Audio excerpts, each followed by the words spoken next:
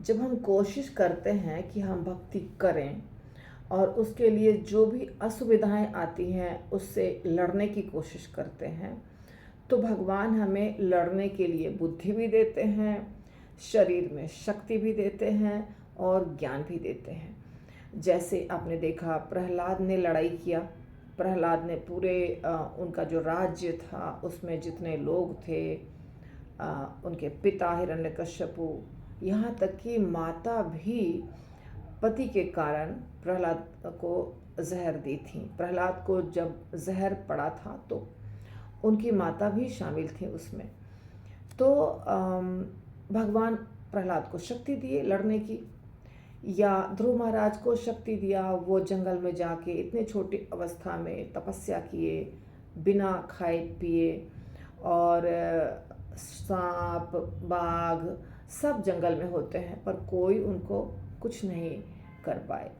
तो भगवान ने वो व्यवस्था कर दी चारों तरफ कि छोटा बच्चा इतना तपस्या करे और फिर भी उसको कोई नुकसान नहीं हो।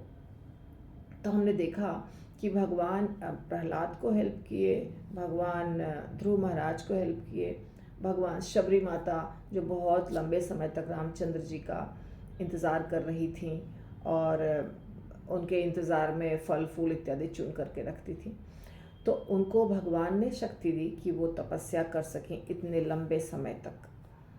तो भगवान है ना, वो हमें हर तरह की सुविधा देते हैं पर प्रयास हमें करना पड़ता है। और ये बात भगवान स्वयं कहते हैं, ददामि बुद्धि योगम तम, मैं बुद्धि देता हूँ जिससे भक्त मेरे पास मेरे धाम आ सकता है। पर किसको देते हैं?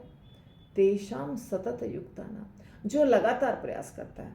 अब देखिए आप, प्रहलाद महाराज को उनके पिता ने सताना शुरू किया, अलग अलग तरीके से साम दाम दंड भेद बोलते हैं, सारी नीति अपना ली कि वो भगवान की पूजा छोड़ करके हिरण्यकश्यपु को भगवान माने और उनकी पूजा करे।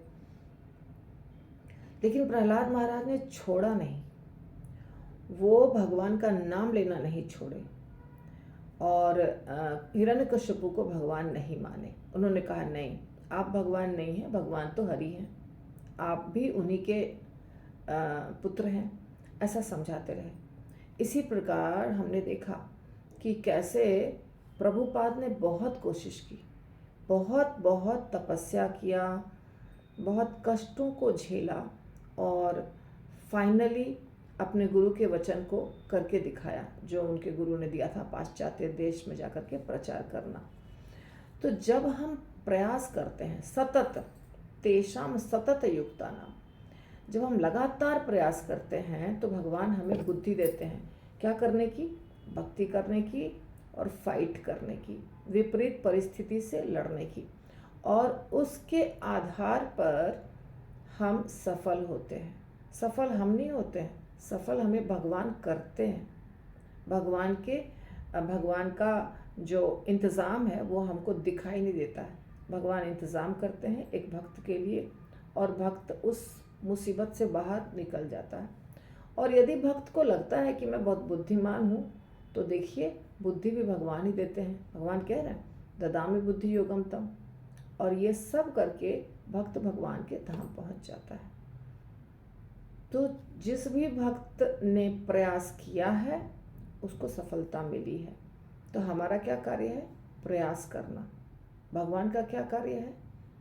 हमारे प्रयास को देख करके हमें बुद्धि देना। वो हमारा कार्य नहीं है, वो भगवान का है। तो हमको सिर्फ अपना पार्ट निभाना है, यानी हमको सिर्फ प्रयास करना है।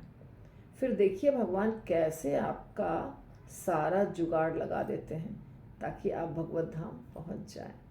हरि बोल।